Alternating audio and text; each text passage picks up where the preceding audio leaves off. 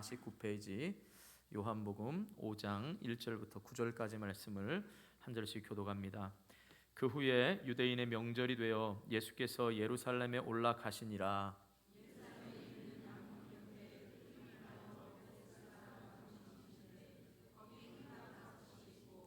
그 안에 많은 병자, 맹인, 다리 저는 사람, 혈기 마른 사람들이 누워 물의 움직임을 기다리니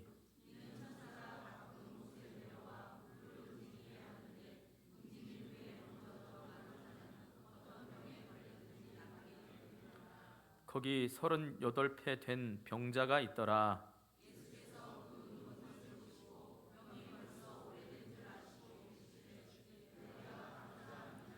병자가 대답하되 주여 물이 움직일 때에 나를 못에 넣어주는 사람이 없어 내가 가는 동안에 다른 사람이 먼저 내려가나이다. 함께 그 사람이 곧 나가서 자리를 들고 걸어가니라. 이날은 안식일이니. 아멘. 우리 옆에 분들하고 이렇게 인사하면서 축복하겠습니다. 이제 여러분들이 축복을 참 잘하시니까 점점 이렇게 좀 단어가 늘어납니다. 그래도 잘 기억하시고 축복하겠습니다. 자, 먼저 축복합니다. 예수님으로 인해 만성 질환이 치료되시기 바랍니다.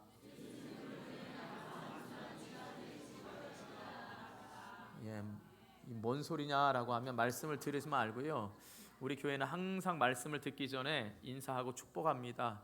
그게 곧 말씀의 중요한 포인트입니다. 여러분 다른 것은 잊어도 이 말씀에 축복한 것만 기억하면 됩니다. 그러니까 여러분 옆 사람에게 부지런히 축복하시면 됩니다. 한 번 더 축복하겠습니다. 예수님의 말씀을 믿고 절망의 자리에서 일어나시기 바랍니다.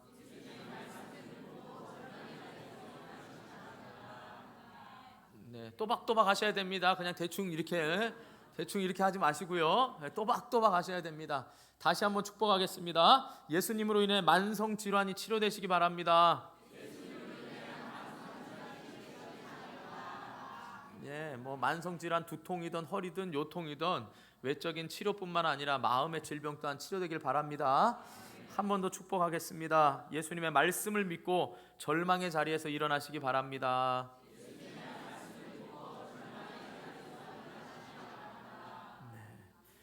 자, 오늘 말씀은 요한복음에 나타난 7대 표적 중에서 지금 세 번째 표적을 살펴보고 있습니다. 자, 첫 번째 표적이 뭐였죠?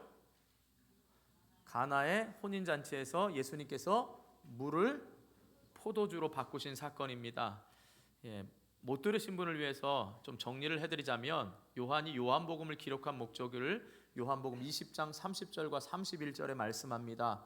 두 가지입니다. 첫 번째는 예수님이 하나님의 아들이시라는 것과 또 그 아들을 믿는 자들에게 영생을 주시는 구원을 주시는 분임을 말씀하기 위해서 바로 요한이 기록을 했습니다. 그렇기 때문에 요한은 다른 공관복음서 마태복음, 마가복음, 누가복음에 다른 많은 기적들이 있지만 그 중에서도 특별히 요한복음에는 7가지 기적만 말씀하고 있습니다. 그리고 이것을 기적이다라고 표현하지 않고, 그러니까 미러클이라고 표현하지 않고 사인, 표적이다라고 말을 하고 있습니다. 그러나 이 말은 기적 뒤에 기적뿐만 아니라 기적을 통하여서 예수님의 하나님 되심과 그 예수 그리스도를 믿는 자에게 주시는 구원을 알게 하기 위해서 표적이다라고 말하고 있는 겁니다. 그래서 첫 번째 표적에 바로 물이 변하여 포도주가 됐다라는 것은 우리의 본질적인 부분, 전혀 다른 물과 포도주가 다른데 이 본질적인 것을 변화시키는 분이 바로 예수님, 창조하신 하나님이신 예수님이라는 사실을 우리가 살펴보았습니다. 자, 두 번째 기적이 뭐였죠? 왕의 신하의 아들을 고치신 사건입니다. 바로 가버나움에서 가나까지 거리가, 가나의 포도주 변화시킨 사건이 있었다 그랬죠. 그래서 가버나움에서 신하가 가나까지 북쪽으로 올라가는 데까지 약 34km가 되는 그 거리, 예수님이 오시기를 청하였지만 예수님은 가시지 않고 시 공간을 초월해서 역사하시는 하나님, 바로 그 예수님을 믿는 것이 바로 영생이라는 걸 가르쳐 주기 위해서 시 공간을 초월해서 역사하시는 하나님에 대해서 살펴보았습니다. 자, 오늘은 세 번째 표적으로 바로 38년 된 병자를 고치신 사건입니다. 그래서 절망 가운데 있는 그러니까 완전히 절망 가운데서 소망이 없는 사람에게 예수 그리스도가 소망이 되신 사실을 바로 오늘 말씀하고 있는 겁니다. 사랑하는 성도 여러분, 혹시 여러분들 가운데 어떤 이유로 해서든지 오랫동안 풀리지 않는 혹시 매듭이 있으십니까? 아니면 오랫동안 가지고 있는 또한 질병이 있으십니까? 아니면 새로운 삶을 시작하려고 하는데 뭔가 주변의 환경과 여건이 내 새 삶을 방해하고 있는 일들이 혹시 있습니까? 그렇다면 오늘 말씀을 통해서 여러분의 소망 없는 삶이 소망이 되어지기를 주님의 이름으로 축복합니다. 그래서 여러분 가운데 만성적인 질환과 같은 오래된 질병, 우리의 문제가 해결되지 않고 여전히 발목 잡고 있는 이 환경들이 예수 그리스도로 인하여 해결되는 복된 시간이 될 수 있기를 주님의 이름으로 축복합니다. 자, 그러기 위해서는 먼저 우리가 꼭 기억해야 될 것이 있습니다. 그게 뭐냐면 예수님이 계시는 곳에는 절망이 없다라는 사실을 꼭 믿으셔야 합니다. 여러분 가운데 예수님을 구주로 영접하신 분이 계신다면 여러분 가운데 절망은 없다라는 사실을 꼭 믿으셔야 됩니다. 다시 말해서 나에게 찾아오신 예수님으로 인하여서 우리의 삶에 절망이라는 단어를 지워버릴 수 있기를 축복합니다. 혹시 예수님을 믿고 있으면서도 아직 그분에 대한 확실한 믿음이 없는 분이 계시다면 여러분 오늘 예수님을 믿고 새로운 삶을 시작할 수 있기를 주님의 이름으로 축복합니다. 자, 오늘 말씀을 보면 일어난 때가 언제냐? 오늘 사건이 일어난 때가 1절에 보면 유대인의 명절이 되어 예수께서 예루살렘에 올라가셨다 그랬습니다. 보통 학자들은 이 명절을 유월절로 보고 있습니다. 이스라엘의 3대 절기 하나죠. 그 중에서도 유월절이 아주 큰 축제일입니다. 자, 이 유월절에 수십만 명이 모입니다. 그런 수십만 명이 모이는데 예수님의 생애에서 유월절을 몇 번 지내셨다 그랬죠? 예, 4번입니다. 3년의 공생애니까 3년 이렇게 아시면 안 됩니다. 4번을 겪으셨습니다. 첫 번째 유월절의 중요한 사건은 성전을 청결하게 하셨습니다. 두 번째 바로 유월절에 일어난 사건이 바로 오늘 본문의 말씀입니다. 세 번째 유월절에 일어난 중요한 사건이 뭐냐라고 하면 오병이어의 사건입니다. 이제 우리가 앞으로 보게 되겠지만 그러니까 오늘 말씀은 그리고 마지막 4번째는 예수님이 십자가에 못 박히시기 전 유월절을 맞이해서 예루살렘에 들어가는 종려주의를 이야기하고 있지요. 자, 그러니까 오늘 이 유월절 사건을 통하여서 수많은 사람들이 지금 몰려들었습니다. 이해하셨습니까? 그리고 이 유월절은 예수님이 지금 공생애에 1년이 지난 두 번째 유월절을 지금 맞이하고 있는 겁니다. 자, 유월절에 보통 수십만 명이 예루살렘 성전에 옵니다. 그런데 오늘 들어간 문이 양문이라고 말합니다. 이 양문은 뭐냐라고 하면 이제 속죄 제물을 드리기 위해서 제사를 드리기 위해서 짐승들이 들어가는 문입니다. 그러니까 다른 문에 비해서 어떻게 됩니까? 짐승도 많이 들어가고 사람도 많이 들어가고 하니까 이곳으로 있는 곳에선 사람들과 짐승들로 인하여 북적북적하고 있을 겁니다. 이해하셨습니까? 여러분 이렇게 그림을 오늘은 좀 잘 그려보셔야 됩니다. 예수님이 유월절을 맞아 들어가셨는데 그게 다른 문이 아니라 양문이라고 소개하면서 지금 사람들은 축제일을 맞이해서 짐승을 제사를 드리려고 잘 흠없는 짐승을 데리고 많은 사람들과 많은 짐승들이 그 축제의 장소로 들어갑니다. 그런데 한쪽 곁에 뭐가 있냐 하면 오늘 보면 뭐죠? 못이 있는데 베데스다 못이 있다라고 그랬습니다. 그런데 그곳은 어떤 사람들이 있냐라고 하면요, 우리 3절 한번 읽어보겠습니다. 3절 시작.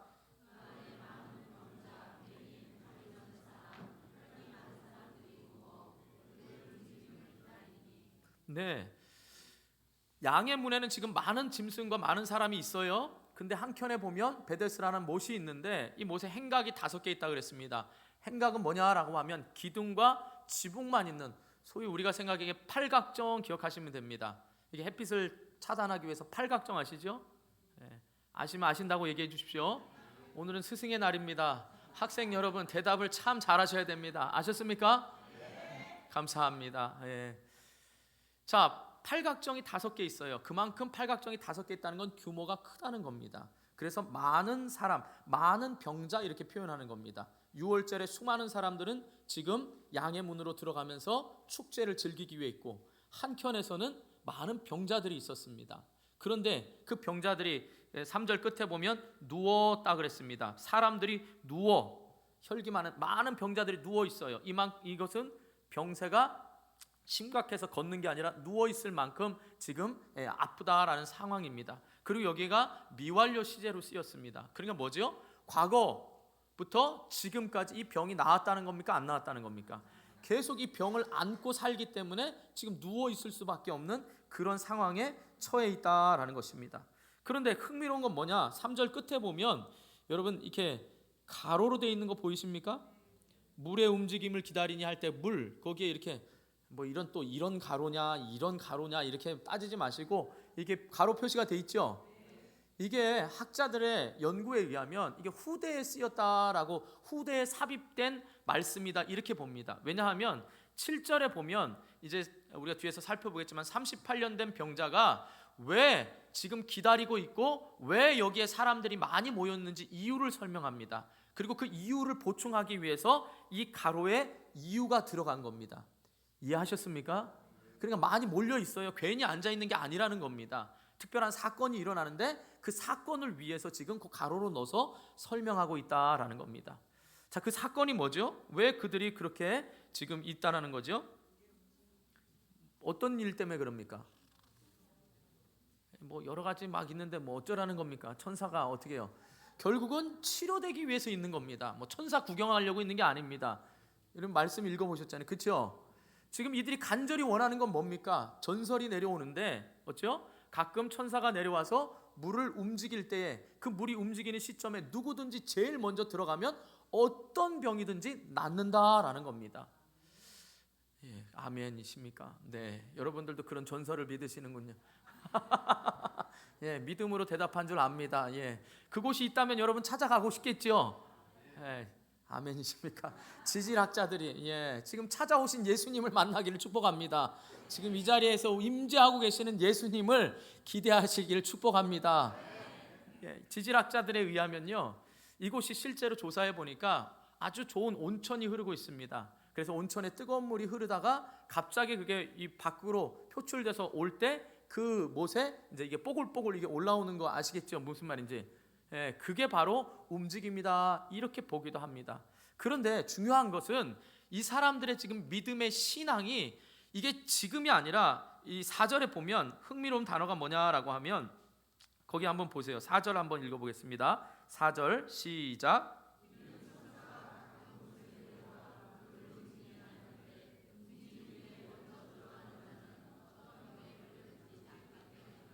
예, 여기 등장하는 동사 세 개가 있는데 내려와 뭐 어떤 병이 걸렸든지 낫게 되미더라. 내려와 걸렸든지 되미더라. 이게 모두 미완료형으로 썼습니다. 그러니까 과거부터 여기에 사람들이 몰려들면서 전설에 내려오는 게 뭐냐? 오래전부터 지금까지 사람들에게 그러한 믿음이 생겼다라는 말입니다. 이해하셨습니까? 그러니까 이 말에는 주체가 지금 천사가 내려와 천사를 본 게 아닌데 그들의 전설에 의하면 천사가 내려와서 물의 움직임이 있었는데 그게 나았다. 이 말은 천사가 주체가 되어서 지금 천사가 마치 우리 선녀와 나무꾼의 선녀가 내려와서 목욕할 동안에 뭔 일이 일어나는 그런 현상처럼 이들에게 지금 믿음이 무엇인가가 더 중요한 겁니다. 천사가 이 일을 했다라는 게 아니고요, 이 절망적인 사람들, 소망이 없는 사람들에게 계속 기다리면서 이 현재 분사로서 이거를 계속 주의 깊게 보는 게 뭐냐? 물의 움직임을 기다리고 있는 그들의 믿음이 굉장히 지금 이 자기 아픈 것을 치료하기 위해서 집중하고 기다리고 있다라는 사실입니다. 이해하셨습니까? 그러니까 지금 여기에 그들의 절박함과 그들의 믿음이 잘 나타나는 겁니다. 안타까운 건 뭐냐? 이렇게 아픈 사람들이 언제부터인지 몰랐는데 아픈 사람들도 경쟁을 벌일 수밖에 없다라는 겁니다. 이 베데스다라는 뜻이 앞에서 우리가 보면 히브리 말로 뭐라고요? 베데스다입니다. 그런데 이 뜻은 뭐냐? 자비의 집이라는 겁니다. 이 자비의 집인 바로 이 베데스다에서 경쟁이 있는 겁니다. 우리가 생각할 때 이럴 수 있죠. 지금 어떤 병이든 나으니까 언제 물이 동할지는 모릅니다. 그렇지만 어떻게 하죠? 야, 네가 곧 내일 죽을 것 같아. 그러니까 1번 번호표 나눠주면서 1번 너가 제일 먼저 들어가, 2번 네가 들어가, 너는 좀 괜찮으니까 나중에 들어가. 지금 이런 상황이 아니고요, 서로 제일 먼저 들어가기를 힘쓴다라는 겁니다. 여러분, 오늘날 우리의 삶에서 한번 생각해 보세요. 여러분, 지금 간단히 치료될 사람들이 여기에 가 있을까요? 아니겠죠. 간단한 질병을 가진 사람이 여기에 갔을까요? 아니에요. 다 해결해보고 어디든 다 가봤는데 못 고치는데 이곳만 가면 고치더라, 이 말을 듣고 전혀 못 고칠 사람들이 지금 이곳에서 그 물이 움직이는 것을 보면서 여기에 대한 절대적인 소망을 가지고 있다라는 겁니다. 그런데 그 소망 가운데 구원을 받는 사람은 제일 먼저 들어가는 사람 한 사람입니다. 그것도 시간에 따라 1월 1일 날 뭐 천사가 목욕하러 내려오는 것도 아니고 언제 그럴지 모르는데 그곳에 소망을 두고 있다라는 겁니다. 자, 이걸 잘 보세요. 첫 번째, 제가 양문으로 들어가는 하나님을 예배하는 축제의 사람들이 짐승들과 함께 많이 모였습니다. 이쪽에서는 한켠에는 어떻게 해요? 그 축제를 즐기지 못하고 한시라도 자기의 문제를 해결하기 위해서 지금 몰려있는 사람들이 있습니다. 저와 여러분이 이곳에 있는 이것, 세상 즐거움 다 버리고 지금 여러분은 이곳에 있습니다. 세상 사람들은 저마다 즐거움의 축제를 벌이고 있는지도 모르겠습니다. 그러면 여러분이 이 안에 있으면서 얼마나 하나님의 임재와 소망 가운데서 사모하고 있느냐, 이게 바로 우리의 만성질환과 우리의 모든 질병이 치료되기 위한 출발점이라는 사실을 꼭 깨달으시길 바랍니다. 여러분 이렇게 갈망하고 계십니까? 주일날 올 때마다 내 문제가 임재하시는 하나님을 만나면 해결된다라는 것을 믿으십니까? 오늘 우리에게는 경쟁이 필요 없습니다. 당시에 물이 동할 때는 한 사람만 들어가야 되지만 오늘 저와 여러분에게는 한 사람이 아니라 하나님의 은혜가 동일하게 임할 줄 믿습니다. 그 예수님으로 인하여서 우리가 소망을 가져야 되는 겁니다. 자, 그런데 이 질병 가운데 유독 예수님이 관심을 갖는 분이 있었습니다. 오늘 말씀해 보니까 38해. 이게 말이 좀 발음이 힘듭니다. 38해. 여러분 한번 해보세요. 38해. 잘하시네요. 저보다 낫습니다. 저는 좀 헷갈려서 38년으로 하겠습니다. 38년 동안 병든 자에게 유독 예수님이 관심을 가졌습니다. 우리는 이 사람의 이름도 모르고 언제부터 병이 걸렸는지 모릅니다. 그런데 예수님이 하신 말씀을 보니까 그가 오래된 줄 알고 6절에 보면 그의 병이 벌써 오래된 줄 알았다 그랬습니다. 사랑하는 성도 여러분, 많은 사람들이 있지만 유독 나에게 찾아오시는 이 예수님이 은혜 아니겠습니까? 우린 이걸 가지고 왜 예수님 많은 사람을 치료해 주시지 왜 유독 38년 된 병자에게 왔습니까? 라고 말할 수 있습니다. 그런데 굳이 38년이라고 말한 것은 그만큼 지금 절망적이고 소망이 없는, 이제 뒤에 말씀드리겠지만 소망이 없는 사람들, 그 중에서도 38년이나 돼서 이제 아무런 희망이 없고 혹시나 하는 마음에 온 그분에게 예수님이 찾아오셨다 이 말인 겁니다.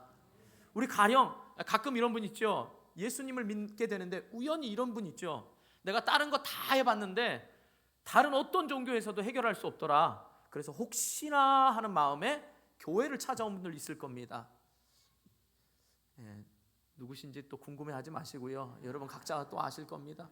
혹시나 하고 또 여러분 가운데 그렇게 예수님을 안 만났더라도 지금 여러분이 상황, 오래된 상황, 힘든 상황도 혹시나 예수님이면 하실 수 있겠지 하고 막연한 기대를 가지고 오셨을지도 모르겠습니다. 그런데 예수님은 그런 저와 여러분에게 친절하게도 찾아오신다라는 사실입니다. 그렇기 때문에 예수님이 계신 곳에는 절망이 없다라는 사실입니다. 그렇기 때문에 오늘 세 번째 표적은 그 어떤 소망이 없는 자들에게 예수님이 계시면 그 어떤 베데스다 연못의 전설과 같은 미신이 아니라 예수님이 계시는 곳에 생명이 있고 소망이 있음을 말씀하고 있는 것입니다. 할렐루야. 오늘날도 많은 사람들은 눈으로 보여지는 것에 집중합니다. 뭔가 이적이 일어나고 뭔가 천사가 와서 물의 동함과 같은 역사가 일어나야 사람들은 거기에 관심을 가지고 혹시나 그럽니다. 그러나 우리 주님은 그렇게 말씀하시지 않습니다. 바로 예수님이 찾아오셔서 말씀하시는 그 음성을 듣고 문을 열면 바로 그 안으로 들어가서 우리의 삶의 주인이 되어주시고 우리에게 소망과 생명이 되어주심을 말씀하고 있는 것입니다. 사랑하는 성도 여러분, 조금 힘들더라도 이 말씀에 오늘 집중하셔서 이 말씀 가운데 역사하시는 살아계신 예수 그리스도가 소망이 될 수 있기를 주님의 이름으로 축복합니다. 자, 두 번째, 이제 예수님이 찾아오면 절망이 없다 그랬습니다. 그래서 예수님은 결국 이 38년 된 병자를 치료하십니다. 근데 흥미로운 게 있습니다. 예수님이 치료하실 때요, 보통 우리가 마가복음을 통해서 살펴보면 예수님이 말씀하시든지 손을 얹으시든지 아니면 진흙을 이겨서 눈을 뜨게 하시든지 치료하셨습니다. 치료하고 난 다음에 그들이 예수님을 알아보고 제자로 따르거나 메시아인 줄 깨달았습니다. 그런데 오늘 치료하시는 방법은 놀랍게 먼저 내면에 있는 심령을 먼저, 마음의 병을 치료하셨습니다. 자, 6절 말씀 한번 읽어보겠습니다. 6절 시작.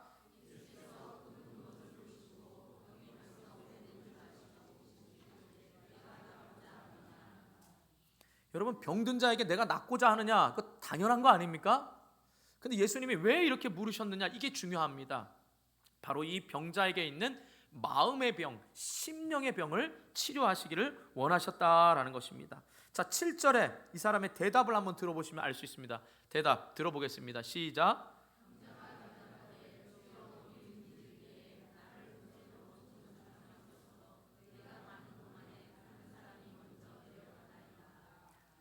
내가 낫고자 하면 천사가 지금 내려온 건 아닙니다. 그러나 예수님이 오셨죠. 예수님이 메시아인 건 모를 수 있습니다. 그러나 내가 낫고자 라고 물어보는 데에는 지금 이 마음의 심령의 병을 예수님이 아셨습니다. 뭐라고 얘기합니까? 내가 치료받기 원합니다 이러면 되는데 뭘 원하죠? 당신 나 여기 옮겨주지 않을 거면 이게 무슨 의미가 있나, 이 말인 겁니다. 이렇게 생각해 보세요. 여러분, 지금 이 물이 움직일 때 모든 질병이든 낫지요. 근데 이 사람 가운데 두 가지 불평이 있습니다. 첫 번째 뭐냐? 이 사람이 혼자 오지 않았을 것 같습니다. 확실하진 않지만 혼자 오지 않았습니다. 그런데 물이 언제 동할지 모릅니다. 그러니까 긴 병에 효자 없다고 이 친구가 됐던 가족이 됐던 그냥 버려두고 갔습니다. 그러니까 이 사람 마음 가운데 나를 버리고 간 그 사람에 대한 원망이 있는 겁니다. 또 하나는 뭡니까? 물이 동할 때 나를 제일 먼저 갖다 넣어줄 사람이 없으니까 그 사람에 대한 원망이 있는 겁니다. 병이 낫기를 원해야 되는데 지금 그 병이 오랫동안 지속이 돼서 더 이상 내가 이 병을 치료받아야 되겠다라는 이 소망을 잃어버리고 그저 다른 사람에 대해서 내가 여기 있지만 지금 움직이기도 힘들지만 내가 1등으로 그 연못에 들어가진 못하지만 내가 지금 나를 버리고 간 사람들, 내 지금 주위에 도움이 없는 사람들에 대해서 원망하고 불평하는 소리를 제일 먼저 내고 있다, 이 말인 겁니다. 사랑하는 성도 여러분, 여러분들 가운데도 혹시라도 예수님을 믿으면서 여러분의 지금 형편이 딱 제한적으로 생각하고 계신 분 없으십니까? 이 말은 무슨 말이냐? 병든 사람 가운데도요, 많은 분들이 치료를 포기하는 분들이 있습니다. 물론 여기서 또 암 환자가 나는 그냥 병원에 있는 것보다 그냥 가족들과 함께 있겠다 이러고 포기하는 그런 질병 말하는 거 아닙니다. 어느 순간부터 내가 질병이 못 고칠 줄 알아서 소망을 잃어버리고 마치 암에 걸렸다 그러면 암과 싸워서 이기려는 마음이 아니라 포기해버리려고 하는 마음들이 있다라는 겁니다. 이걸 우리 신앙인에게 좀 적용하자면 뭐냐? 여러분의 신앙이 하나님 그저 저는 여기가 딱 좋습니다, 이만큼이면 딱 됩니다, 믿음의 성숙 가는 거 부담스럽습니다, 저 예수님 잘 믿어가지고 예수님이 저에게 시간을 요구하고 물질을 요구하면 저 부담됩니다, 딱 여기까지만입니다. 또 하나님 제가 기도 많이 해봤습니다, 그런데 제 질병 안 낫더라고요, 그래서 저는 이게 제게 족한 줄 알아서 뭐 바울과 같이 하나님의 음성을 이렇게 들으면 모릅니다. 바울은 3번 기도했을 때 뭐라죠? 내 은혜가 내게 족하다 그랬습니다. 그런데 여러분 가운데는 기도하면서 내 은혜가 내가 족하다 이런 음성 듣지도 않았는데 내 스스로 자포자기하거나 내 스스로 믿음의 한계를 정해서 이 문제는 하나님이 안 하시나 봐, 이게 1년, 2년, 10년 지나고 나니까 여러분도 모르게 이 병을 낫고자 하고 이 상황에서 벗어나고자 하는 이 소망마저 잃어버릴 수가 있다라는 사실입니다. 이게 바로 38년 된 자를 대표적으로 예수님이 보여주신 겁니다. 그래서 38년이는 겁니다. 그리고 예수님이 병이 오래된 줄 아셨다 그랬습니다. 여러분 혹시 지금도 예수님 믿으면서 여러분의 믿음을 제한하거나 여러분의 환경을 제한해서 여러분의 치료받고 싶은 것들, 또 여러분이 더 하나님께 축복을 받고 더 하나님 나라를 위하여 열심을 내야 되는 것들에 대해서 망설이는 분 계시지 않습니까? 사랑하는 성도 여러분, 여러분의 믿음을 제한하지 않기를 축복합니다. 아니, 여러분의 믿음이 아니라 여러분 가운데 역사하시는 예수 그리스도의 이 소망의 능력을 제한하지 마시기를 주님의 이름으로 축복합니다. 여러분, 곤충학자가 이 벼룩을 가지고 실험을 했습니다. 이 항아리에다가 벼룩을 담았어요. 근데 벼룩이, 여러분 벼룩 보셨습니까? 벼룩이 뭔지 아십니까? 다음에는 좀 화면도 좀 이용을 해야 되겠습니다. 벼룩이 있습니다. 뭐 벼룩의 간을 빼먹는다 이런, 그걸 하려는 게 아니고요. 벼룩이 자기보다 훨씬 그러니까 자기가 점프를 하면 벼룩이요 몇십 배 높이를 점프한다 그럽니다. 그래서 이 곤충학자가 실험을 했습니다. 항아리에 넣고요, 이제 벼룩이 뛰는 것을 관찰했습니다. 그러니까 항아리를 잘 뛰어넘습니다. 그래서 어떤 실험을 했냐, 이 투명한 뚜껑으로 항아리를 닫아놨습니다. 그랬더니 벼룩이 처음에 계속 뛰면서 부딪힐 거 아닙니까? 그 다음부터는 벼룩이 참 지혜로운지 어쩐지 여러분 그런 거 생각하지 마시고, 벼룩이 그 다음부터는 딱 유리 뚜껑에 안 닿을 만큼만 뛰는 겁니다. 그래서 또 실험을 했습니다. 그럼 뚜껑을 딱 열어놓았습니다. 그랬더니 또 신기하게 벼룩이 딱 뚜껑이 안 닿을 만큼만 뛰는 겁니다. 그러니까 벼룩이죠. 미련한 거죠. 그렇지 않습니까 여러분? 처음에 막 뛰었는데 자기의 한계의 능력이 어디까지인지를 모르고 막 뛰지 않습니까? 근데 장애물이 부딪히니까 똑똑한 것 같지만 그 안 닿을 만큼만 딱 갑니다. 똑똑한 것 같지만 장애물이 없어도 그 자기가 경험한 거기만큼만 뛴다라는 겁니다. 사랑하는 성도 여러분, 저와 여러분의 믿음의 한계를 여러분 스스로 정해보지 마시기 바랍니다. 여러분이 1년 기도하니까 응답이 없어, 그래서 여러분 포기하지 마시기 바랍니다. 여러분의 믿음을 여러분 스스로 제한하지 마시고, 여러분에게 믿음을 주시고 소망을 주시고 그 어떤 능력보다 전능하신 하나님이신 예수 그리스도에 대한 믿음과 소망을 제한하지 마시기를 주님의 이름으로 축복합니다. 제가 아는 어떤 권사님은, 친한 권사님은 40년 이상을 기도해서 응답받은 분도 보았습니다. 여러분, 그 인내가 되다는 게 아니라, 저는 그렇게 생각합니다. 그 인내를, 대단한 인내가 중요한 게 아니라 그분으로 하여금 그렇게 소망 가지고 하나님을 믿으며 반드시 응답될 거라는 걸 믿고 붙들고 가시는 그 예수님의 붙들어 주심이 더 위대한 줄 믿습니다. 그러니까 여러분이 제한적이지 않으려면 어떻게 해야 되냐? 하나님이 이 자리에서 말씀을 듣게 하시고 여러분으로 하여금 기도하게 하시면 여러분을 찾아오시고 여러분에게 소망을 주시고 여러분에게 역사하시는 하나님으로 믿고 기도할 수 있기를 축복합니다. 그 자꾸 한계를 제한하지 마시기를 주님의 이름으로 축복합니다. 자, 그 다음에 이제 마음을 치료하고 난 다음에 두 번째로 이제 육신을 고쳐주셨습니다. 그러니까 저와 여러분이 이 베데스다 연못이라는 하나님의 은혜의 장소에 있으면서도 우리 스스로가 제한을 할 수 있는 거죠. 그래서 마음을 치료하셨습니다. 이제 여러분의 가운데 믿음이 생겼습니다. 그럼 그 믿음 다음에 하나님이 요구하시는 게 뭐냐? 자, 이제 예수님이 뭐라고 말씀하시는지 8절 한번 읽어보겠습니다. 8절 시작.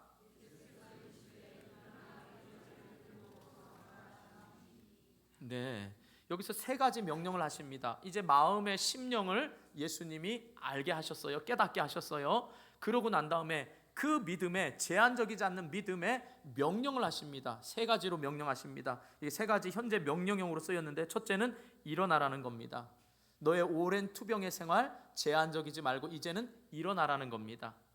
두 번째, 내 자리를 어떻게 해요? 들고 옵니다. 여기서 원어로 보면 들어 올리다라는 의미뿐만 아니라 이렇게 그러니까 침상을 들어 올리다 뿐만 아니라 그것이 가다, 메고 가다, 운반하다는 겁니다. 그러니까 일어나서 그 침상을 메고 가라는 겁니다. 네가 놓여져 있는 그 자리, 아무 소망이 없는 그 자리에서 일어나서 그 침상을 가지고 가라는 겁니다. 마지막 세 번째 명령이 뭐죠? 걸어가라는 겁니다. 이 말은 좀 약합니다. 원문에 보면은 이거는 돌아다니다라는 말이에요. 돌아다녀라 이 말입니다. 그러니까 네가 소망이 없고 자포자기하고 주변 환경에 핑계대고 있는 그 마음의 병을, 일단 마음의 심령의 믿음을 갖고 소망을 가진 다음에는 그 자리에서 순종하고 일어나서 네가 안주하는 그 자리에 있지 말고 돌아다니라는 겁니다. 의심하고 확인하는 게 아니고요, 돌아다니라라고 말씀합니다. 자, 우리가 다 읽지는 않았지만 이 말씀의 끝은 이 18절까지 됩니다. 자, 이제 병이 치료됐습니다. 이 말씀을 듣고 병이 치료됩니다. 그런 다음에 사람들이 묻습니다. 야, 너 병 어떻게 누가 고쳤어? 안식일인데 누가 고쳤어? 그러니까 모릅니다, 환자가. 그때 예수님께서 14절에 보면 찾아오십니다. 성전에 찾아와서 말씀하십니다. 다시는 네가 죄를 짓지 말라. 그러자 15절에 곧바로 가서 이 환자가 그 물어봤던 서기관과 제사장들의 뭐라고 말하냐면 나를 고쳐준 분이 예수다라고 당당하게 말합니다. 자, 이거 뭐냐? 여러분, 우리에게 내면의 문제가 치료돼서 우리 스스로가 아니라 하나님을 제한하지 않으면 그 다음 우리에게 필요한 게 뭐냐? 그 믿음에 따른, 내면에 따른 하나님의 말씀, 예수님의 말씀대로 곧 순종하면, 믿음대로 가면 역사가 일어날 줄 믿습니다. 그런데 우리는 자꾸 일어나기를 주저하는 겁니다. 오늘 말씀에도 보면 그 사람이 9절에 그 사람이 곧 나아서라 그랬습니다. 말씀하는 대로 행하면 곧 나았다는 겁니다. 여러분, 혹시라도 또 내가 말씀을 믿고 곧 일어났는데 왜 나에게는 아무 일도 안 일어나지? 그래서 여러분 믿음을 제한해서는 안 되는 겁니다. 말씀대로 곧 일어나는데 그 목적이 무엇이냐가 중요합니다. 여러분, 무엇을 위해서 낫기를 원합니까? 만성 질환, 어깨 결림, 허리, 요통, 두통, 그 다음에 관절염, 또 뭐 있습니까? 고혈압, 당뇨, 콜레스테롤. 이 만성적인 질환 어찌할 수 없는 겁니다. 그런데 이걸 자연스럽게 받아들이기보다는 여러분 이것을 낫게 하면 어떻게 여러분이 이 자리, 소망이 없던 자리를 들고 일어나서 소망이 없는 사람들에게 내가 곧 소망이라고, 내 질병을 치료하신 분이 예수님이라고 걸어다니면서 말할 수 있는 여러분의 치료의 목적이 분명하시길 축복합니다. 그냥 무조건 나으면 뭐 하시려고요? 무조건 건강해지면 뭐 하시려고요? 무조건 물질이 생기면 뭐 하시려고 그럽니까? 지금 우리 주님이 말씀하시는 건 소망이 없는 이 38년 된 병자에게 내면의 문제, 제한적인 불평하면서 38년을 머물면서 불평하고 있던 자에게 내가 소망이라는 걸 가르쳐주고 너의 내면이 치료됐으면 내가 말한 대로 일어나 들고 가라라는 겁니다. 그러니까 저와 여러분이 소망이 없는 삶에서 지금 소망이 있는 삶이 생겼습니다. 그렇다면 여러분 그 말씀대로 일어나서 여러분의 자리에서 더 이상 머물지 마시고 여러분이 더 믿음이 나아지고 교회에 섬기고 주님 더 사랑하면 상처받을까 봐 두려워. 주님이 내게 시간을 더 요구하면 어떡하지? 물질을 더 요구하면 어떡하지? 내 병이 이거 치료 안 되는데 그냥 이대로 살면 좋겠어. 이런 제한적인 신앙에서 주님은 말씀하십니다. 일어나라. 그 자리에서 일어나서 네 안전하다고 생각하는 그 자리의 침상을 들고 소망이 없는 사람에게 너희의 삶으로 소망이 되어주라 라고 말씀하십니다. 할렐루야. 여러분, 예수만이 소망입니다. 예수만이 능력입니다 라고 외치면서 여러분의 삶을 그렇게 살아갈 수 있기를 주님의 이름으로 축복합니다. 그렇기 때문에 저와 여러분에게 있어서 누구나 다 어떻게 보면 오래된 질병이 있습니다. 여러분, 그것도 예수님이 말씀만 하시면 치료될 줄 믿으십니까? 우리의 본질을 변화시키셨던 하나님이십니다. 우주 만물을 창조하신 하나님이 예수 그리스도십니다. 34km나 되는 거리에 그저 나았다라고 말만 하니까 자기 아들이 고침받았습니다. 이 자리에서 우리가 믿음으로 선포하면 하나님이면 하실 수 있음을 믿습니다. 그런데 하나님의 방법까지도 우리가 제한해서는 안 됩니다. 하나님, 왜 내 뜻대로 지금 안 들어주십니까? 이건 우리의 잘못된 맹목적인 신앙입니다. 하나님이 기뻐하시면 하나님의 영광을 위하여 쓰시기 위해서, 우리에게 믿음 주시기 위해서 우리의 목적에 맞게 예수님은 표적을 행하신 거지 아무렇게나 막 이적을 행한 게 아니다라는 사실입니다. 그러므로 사랑하는 성도 여러분, 다시 한번 하나님 나라를 위하여 소망하시기 바랍니다. 여러분의 경제적인 어려움, 건강의 어려움, 관계의 어려움, 하나님 나라를 위하여 꿈꾸시기를 바랍니다. 그럴 때 하나님께서 말씀하신 대로 여러분이 믿고 순종하면 치료될 줄 믿습니다. 그래서 우리 교회에 오는 자들마다 예수 그리스도가 소망이 되게 하시고, 또 우리 교회에 오는 자들마다 모든 사람이 하나님 나라를 위한 일꾼이 되어주시기를 주님의 이름으로 축복합니다. 그래서 예수님의 능력이 곧 우리의 능력이 되고 우리의 그 내면의 믿음이 삶의 행동으로 이어져서 하나님의 살아계심과 예수 그리스도가 우리의 구주 되심을 증거하면서 사는 삶이 될 수 있기를 주님의 이름으로 축복합니다. 기도하겠습니다. 우리 말씀 생각하면서 기도합니다. 하나님, 내 삶의 어느 순간부터 신앙에 제한적인 병들어 있음을 고백합니다. 그게 병인 줄도 몰랐습니다. 신앙은, 우리의 신앙은 항상 성숙하고 그리스도의 장성한 분량에 이르기까지 자라가야 되는데 나는 그냥 여기까지가 좋겠다라고 생각했던 것 또한 병입니다. 하나님, 내가 그냥 편하게 예수 믿으려고 했던 그 마음 또한 병입니다. 주님이 내게 원하시는 게 무엇인지를 들을 수 있어야 됩니다. 내게 원하시는 그 음성 듣고 순종하는 삶이 되게 해달라고. 그래서 내 삶에 소망이 없는 사람, 주변에 소망이 없이 살아가면서 경쟁하면서 한 사람의 그걸 위하여 있는 사람들, 자비의 집에 머물고 있는 우리들이 그 하나님의 은혜의 자비를 누리지 못하고 있는 우리들, 하나님 누리게 하여 주시고 증거하는 삶이 되게 해달라고 우리 말씀 생각하면서 주님 한번 부르고 간절히 기도하도록 하겠습니다.